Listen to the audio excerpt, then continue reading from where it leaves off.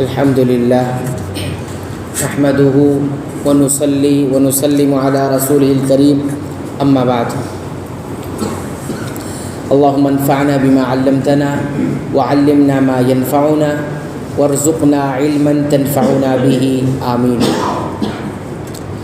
سورہ بقرہ کی آیت نمبر 83 سے ہم نے کیا سیکھا اس کا ذکر ہم کر رہے ہیں، اور اب تک ہم نے 5 باتوں کا ذکر کیا ہے۔ چھٹی بات ہمیں یہ معلوم ہوئی اس آیت کریمہ سے کہ یتیموں کے ساتھ حسن سلوک یعنی اچھا سلوک کرنا واجب ہے۔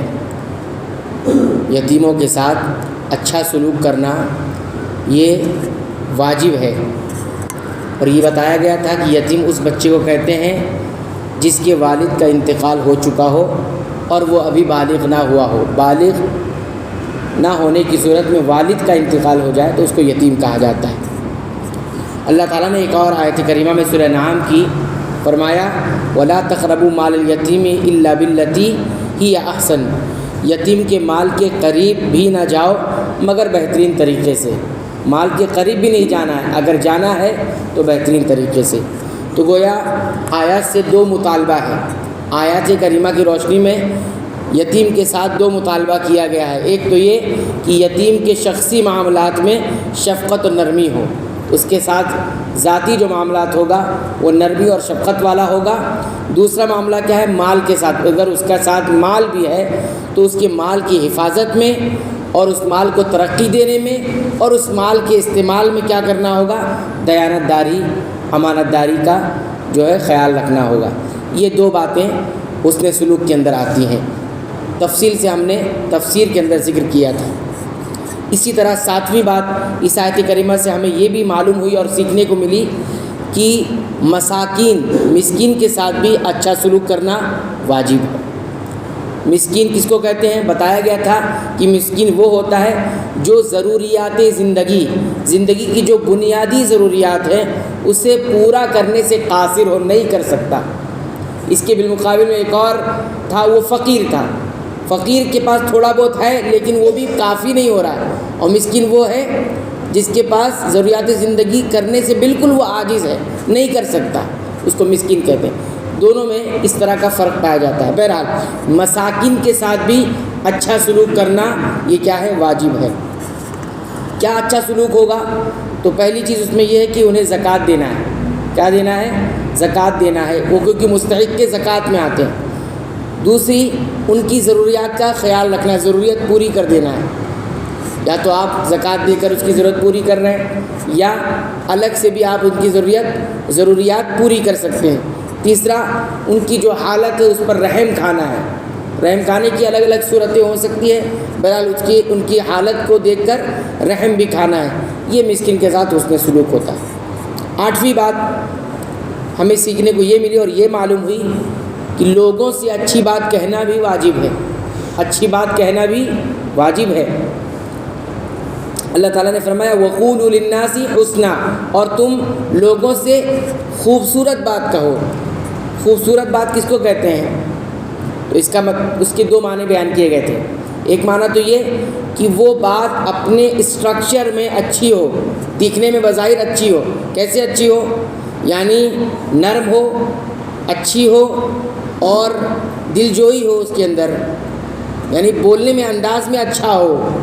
اور دوسری بات یہ بتائی گئی تھی کہ معنی میں اچھا ہو، یعنی خیر والی بات ہو، نفع والی بات ہو، نقصان والی بات نہ ہو، توحید والی بات ہو، سنت والی بات ہو، اس میں آپ بھلائی کا حکم دے رہے ہوں، برائی سے روک رہے ہوں، اس طرح کی ساری چیزیں اس کے اندر موجود ہو۔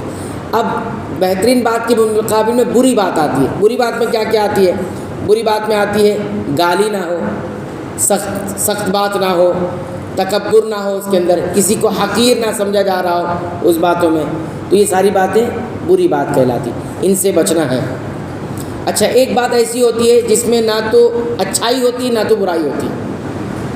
تو ایک بات تو اچھی ہے جس کو بولنا واجب ہے، ایک بات بری ہے جس کو نہیں بولنا ہے، منع ہے، اور ایک بات ایسی ہوتی ہے جو نہ اچھی ہوتی ہے نہ بری ہوتی۔ ایسی باتوں کو کیا کرنا ہے؟ بولنا ہے کہ نہیں بولنا ہے؟ علماء کہتے ہیں کہ ایسی باتیں جس میں نہ اچھائی ہو نہ برائی ہو، یوں ہی بات ہو، تو ایسی باتوں کو نہ کرنا ہی افضل ہے، بہتر ہے۔ اس کی دلیل کیا ہے؟ اللہ کے نبی صلی اللہ علیہ وسلم نے فرمایا من کان یؤمن باللہ والیوم الآخر، جو اللہ پر اور آخرت کے دن پر ایمان رکھتا ہے یعنی ایمان والا ہے، فلیقل خیرا، تو اسے اسے چاہیے کہ خیر والی بات ہی کہے، خیر والی بات ہی کہے، او لیصمت، ورنہ خاموش رہے۔ اللہ کے نبی صلی اللہ علیہ وسلم نے دوسرا آپشن کیا دیا؟ خاموش رہنے کا حکم دیا، یعنی بات اگر خیر والی ہے تو بول سکتا ہے، لیکن خیر والی نہیں ہے، اچھی نہیں ہے تو بری ہوگی تو منع ہے، لیکن اچھی اور بری دونوں نہیں ہے، تو ایسی صورت میں اللہ کے رسول نے کیا حکم دیا ہے؟ لیصمت، خاموش رہے۔ اسی سے علماء نے یہ بھی ذکر کیا ہے کہ خاموش رہنا کبھی کبھی عبادت ہوتا ہے، کبھی کبھی خاموش رہنا کیا ہوتا ہے؟ عبادت کہلاتا ہے۔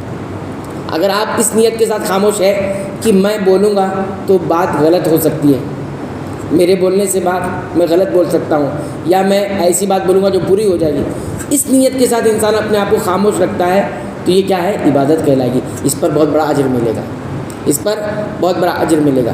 البتہ بلا وجہ خاموش رہنا، جہاں بولنا بھی ہے اور بلا وجہ خاموش رہنا، یہ درست نہیں ہے، بلکہ علماء یہ کہتے ہیں کہ انسان اللہ کے ذکر کے بغیر خاموش رہتا ہے تو یہ بھی اچھی بات نہیں ہے، یعنی یا تو زبان اگر اپنی استعمال کرتا ہے تو اللہ کے ذکر کے ساتھ استعمال کرے، یا ذکر کرتا رہے، سبحان اللہ، الحمدللہ، لا حول ولا قوۃ الا باللہ، اللہ اکبر کبیرہ والحمدللہ کثیرہ، اس طرح کے جتنے تحمید کے، تسبیح کے، تحلیل کے کلمات ہیں وہ ادا کرتے رہے، ایسے ہی خاموش نہ رہے۔ بلا وجہ خاموش رہتا ہے تو شیطان اس پر حاوی بھی ہو سکتا ہے۔ بہرحال خاموشی کی کئی قسمیں ہوتی ہیں، ایک قسم یہ ہے کہ انسان نیت کر کے خاموش رہے کہ اگر میں بولا تو خیر نہیں بول سکتا تو خاموش رہے، اجر لکھا جائے گا، لیکن بلا وجہ خاموش ہے، اللہ کا ذکر بھی نہیں کرتا تو شریعت کو یہ مطلوب نہیں ہے، بلکہ اچھی بات بولنا بھی چاہیے۔ بہرحال ہم نے یہاں پر 8 باتوں کا ذکر کیا ہے، مزید باتیں انشاءاللہ آئندہ درس میں ذکر کریں گے۔ اللہ تعالیٰ سے دعا ہے رب العالمین تو ہمیں ان باتوں کو یاد رکھنے اور اس پر غور کرنے، اس کے مطابق عمل کرنے کی توفیق عطا فرما۔ اے اللہ تو ہمیں بخش دے، تمام مسلمانوں کو، ہمارے والدین کو، مومنوں کو، اہل توحید کو بخش دے، آمین۔